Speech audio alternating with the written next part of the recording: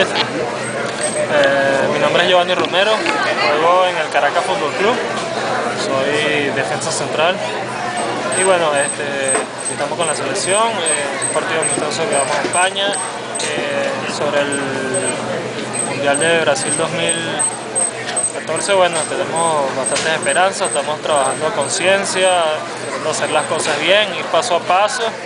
Y bueno, con la tranquilidad de que estamos trabajando duro, tenemos un año de bastantes partidos amistosos y bueno, siempre las esperanzas están para ir al Mundial, ¿no?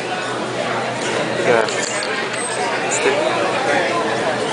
Mi nombre es Ángel Chobrio, jugador del Real Sport y la Selección Nacional, y bueno, aquí encontramos al amigo periodista brasileño haciendo unas notas y bueno, de verdad que ilusionado y bueno, y con muchas ganas de ir a ese Mundial de Brasil 2014, para eso falta mucho y para eso estamos trabajando. De verdad que como te digo, la ilusión está y la esperanza de un país para ir a ese Mundial. Dios quiera y las cosas nos salgan bien todo este año, hacer una buena Copa América y una buena eliminatoria para así cumplir el sueño de todo un país.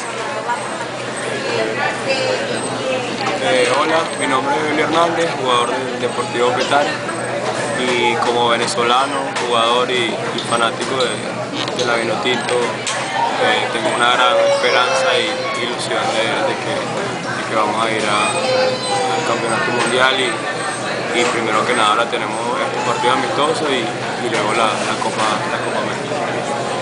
Muchas gracias.